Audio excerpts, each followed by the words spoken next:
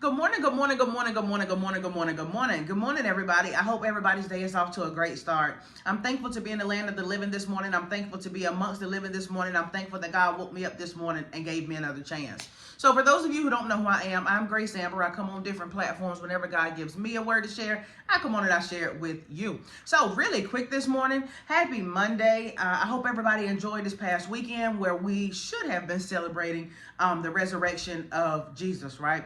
I know a lot of people get picky about the word Easter, and you do a little research, you understand why. So I hope everybody enjoyed this past weekend where we should have been celebrating the resurrection of Jesus Christ. I want to talk to you really, really quick this morning from the topic of down but not out. Down but not out. What am I talking about today? Let's jump in. So in the world, there's this saying, and they say what goes up must come down. I'm sure everybody has heard that. And the basis of that saying and the origins of that saying is really based around the principle of gravity. What is gravity? It is the physical force of attraction between objects. So when people say what goes up must come down, they really mean, for example, you throw a ball up, the ball is going to come down. You throw up a stick, the stick is going to come down. When they say what goes up must come down, they are really referencing the principle of gravitational force, right? What are some examples? A leaf. So when you have leaves on a tree, what do the leaves do? The leaves fall down. And when they fall down, they don't just come back up again. It's gravity that makes things fall down, right? It's gravity that makes it, when you bounce a ball, right, makes it go up, but it also gonna come back down. It's not gonna stay up. That is all based around the principle of gravity and gravitational force. The funny thing about things when they fall is that it is their substance, right, and what they hit that determines their fate. What do I mean? So if you take a basketball and you bounce it on the concrete, it's going to go up, right? Because of what it's made of. And even though it hit something hard, it's not over for that basketball because it was created and designed to hit hard surfaces in order for it to bounce, right? Let's say an egg. You take a raw egg and you throw it on hard concrete. Well, because of its substance, it cracks. And really, if you're going to cook with it, it's of no more value. So when things fall, it's their substance, what they're made of, right? What they were designed for, and also what they hit that determines its fate. If you take a raw egg and you throw it on a bed, a soft bed, well, guess what? Because of what it hit, it's not going to crack like it would if it hit something hard. Does that make sense? So as we talk about gravity and things going up and coming down, what determines the fate of that thing when it goes down is its substance and what it hits, right? So let's use some examples of people. So you look at a person, for example, as the world will say what goes up must come down, as it's talking about gravity, and as we're talking about when things go down and we're talking about their fate, right? Let's talk about people. Let's use some examples with people. So when a person is addicted to cigarettes, right, they can still thrive. Now, they're going to have some health issues, right? But because it's something like cigarettes, right, even though they might take a fall from smoking cigarettes, they can still thrive. And so what we would say is that they're down, but they're not out. They still have good use of them. They're just going to suffer some consequences of smoking cigarettes. Or a basketball player, right, who falls down and breaks their ankle. Well, 9 times out of 10, they can have surgery. They rest on that thing, do some therapy. They're down, but they're not out, according to man's standards, right? But when you take a person who is addicted to heroin, meth, crack, right, or even fentanyl, all these hard drugs, typically when we see somebody like that who has taken that kind of fall, man, especially people who don't believe in God and don't understand how God operates, the world would look at them and say that they're out for the count because they have taken a fall that is so hard. They have gotten addicted to something that is so hard drugs, not just cigarettes, but hard drugs, that the world would look at them and say they're out for the count. In other words, what they're saying is they have done something that they cannot recuperate from, right? Or you say an elderly person, somebody who's 85 years old, who has stage 4 cancer. Well, the people in the hospital are not going to fight for them the same way that they would if it was an 8-year-old who had stage 4 cancer. Why? Because they look at their age. And so what we do in the world and what we do as humans is we'll look and we'll say, especially in the medical field, you'll see that they will take a 91-year-old who has stage 4 cancer, and once they get to that point and they look and they say, okay, the cancer is all in their body, it's taking over, it's in their organs, we just gonna go put them on comfort care. In other words, they are out for the count. We're just gonna put them on comfort care and let them go on to glory. Whereas you have an 8-year-old, well, the world will look at them and say, because they're young, they've taken a fall with this cancer thing, but we're gonna fight for them, right? The world and man will look at them and say that they may be down, but let's pray that they're not out, right? Or, here's another example. You look at somebody who was a nurse, for example. In order to be a nurse, you have to have a license. Well, if you do something that costs somebody their life, or if you are diverting their drugs, for example, or medications, let's say like, if you're taking their pain pills and you get caught doing that and you lose your license, well, your coworkers are going to look at you and say, you're out for the count. So when there are falls, sometimes people will look at them one or two ways. They look at it as though there are falls that you can recover from, and just like a basketball can fall and come back up again, right? Or they will look at you and say that you're out for the count. In other words, you're done for. Like an egg, a raw egg that hits something that's hard, once it does that, it's of no more good use, right? And so the world would look at us when we take falls, right, as children of God, or even as humans in general, the world would look at us and they will say one or two things when we fall. That either we're down but we're not out, right? Or they'll say that we're out for the count, right? But here's what the Bible says about us as children of God when we fall. Proverbs 24:16 says, for a just man falleth 7 times and riseth up again, but the wicked shall fall into mischief. What am I talking about today?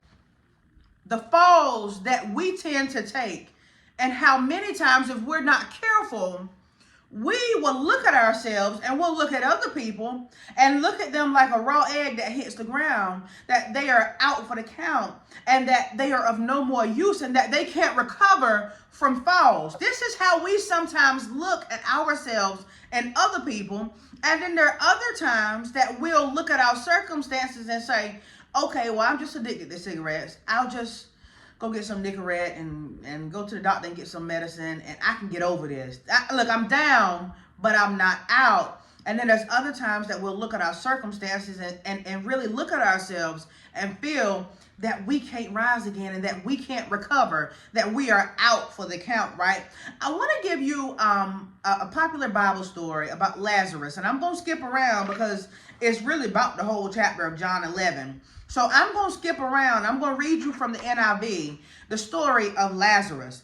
Now, a man named Lazarus was sick. He was from Bethany, the village of Mary and her sister Martha. This Mary, whose brother Lazarus now lay sick, was the same one who poured perfume on the Lord and wiped his feet with her hair. So the sister sent word to Jesus, Lord, the one you love is sick. When he heard this, Jesus said, this sickness will not end in death. No, it is for God's glory, so that God's Son may be glorified through it. After he said this, he went on to tell them, our friend Lazarus has fallen asleep, right? So Lazarus, to the world, looks like he's dead. But Jesus said, this sickness will not end in death. No, it is for God's glory, so that God's Son may be glorified through it. And after he had said this, he went on to tell them, our friend Lazarus has fallen asleep, right? But I am going there to wake him. So to the world, Lazarus looks dead. But Jesus said, he's down, but he's not out, right? Let's keep going. So then he told them plainly, Lazarus is dead, and for your sake, I am glad I was not there, so that you may believe, but let us go to him. On his arrival, Jesus found that Lazarus had already been in the tomb for 4 days. Lord, Martha said to Jesus, if you had been here, my brother would not have died, but I know that even now God will give you whatever you ask. Jesus said to her, your brother will rise again. See, they thought Lazarus was dead. He looked dead. He looked that he had suffered a fall that he could not recover from, right? But Jesus said to her, your brother will rise again. Martha answered, I know he will rise again in the resurrection at the last day. So Martha said, look, he's dead. Jesus said, oh, he just fell asleep. He will rise again. Martha said, oh, I know on judgment day, he's going to rise again, right? Jesus said to her, I am the resurrection and the life, right? The one who believes in me will live even though they die, and whoever lives by believing in me will never die. Do you believe this? When Mary reached the place where Jesus was and saw him, she fell at his feet and said, Lord, if you had been here, my brother would not have died. When Jesus saw her weeping and the Jews who had come along with her also weeping, he was deeply moved in spirit and troubled. Where have you laid him? He asked. Come and see, Lord, they replied. Jesus wept. I want to stop right there because do y'all remember when we were kids and we ain't know no Bible verses and we got called up for youth hour and they would say, give us a Bible verse. If we ain't know nothing else, one thing we did know is Jesus wept, right? Let's keep going. Jesus, once more deeply moved, came to the tomb. It was a cave with a stone laid across the entrance. Take away the stone, he said. But Lord, said Martha, the sister of the dead man, by this time there is a bad odor, for he has been there 4 days. Right? Martha said, listen, by this time, he done been there 4 days. He stinks. He's gone, right? But Jesus, understanding that we have resurrection power as children of God, he understands that even though it looks like Lazarus fell and could not recover from that fall, as a child of God, we have resurrection power. The Bible said a just man falleth, how many times? A just man falleth 7 times and riseth again, right? Let's keep going. When he had said this, Jesus called in a loud voice, Lazarus, come out. The dead man came out, his hands and feet wrapped with strips of linen and a cloth around his face. Jesus said to them, take off the grave clothes and let him go. What am I trying to tell you today when I say that I want to talk to you from the topic of down but not out? As children of God, we are going to have circumstances in our life where we take falls, right? And sometimes we're going to feel like this is unto death. Sometimes we're going to feel like we have gone out and living a lifestyle of sexual promiscuity, and the diagnosis that the doctor gave us is to our death, and that we cannot recover from that. There are going to be times that we go out and break the law, right?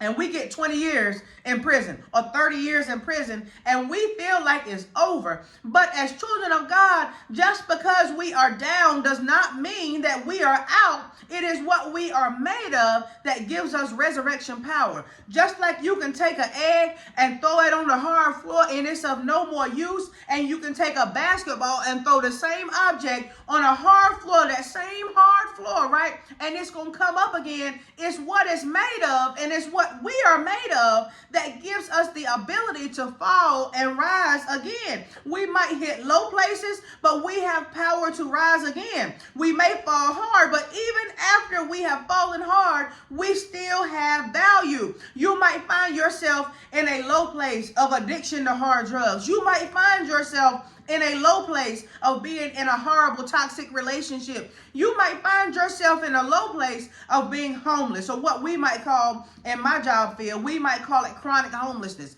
You might find yourself in a low place stricken with infirmity, but just because you find yourself down does not mean that you are out. Whatever your circumstance is that makes you feel like you are in a low place, God is a stone mover, and it is our substance, what we are made of, that allows us to go down but come up again. God is not a respecter of person, and just like Lazarus was eligible to be resurrected, just like Jesus was eligible to be resurrected, just like these things happen for them, God is not a respecter of person, and you are eligible for the same thing. The world might look at you and say that you are down and you're out for the count, but just because you're down does not mean that you are out. Whatever your low place is, you need to remember that God is a stone mover, and as a child of God, we have resurrection power, and just because you're in a low place does not mean that you're out. You may be down,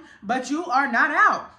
You may look like you're a goner, but guess what? Lazarus looked like he was a goner too. And what did Jesus tell him to do? He said, take off the grave clothes and let him go. Whatever your grave clothes are that you have on, take them off. And God is a stone mover. He will let you out, just like he did for Jesus, just like he did for Lazarus. As a child of God, you are eligible for the same thing. God is a stone mover. Take off your grave clothes and rise. The Bible said a just man falleth 7 times, but they rise again. The world might say that you're out for the count, but just because you're down does not mean that you're out. I love you. I hope that word blessed you today. Happy Monday. I'm Grace Amber. I'll be right back on tomorrow with another word, good Lord willing.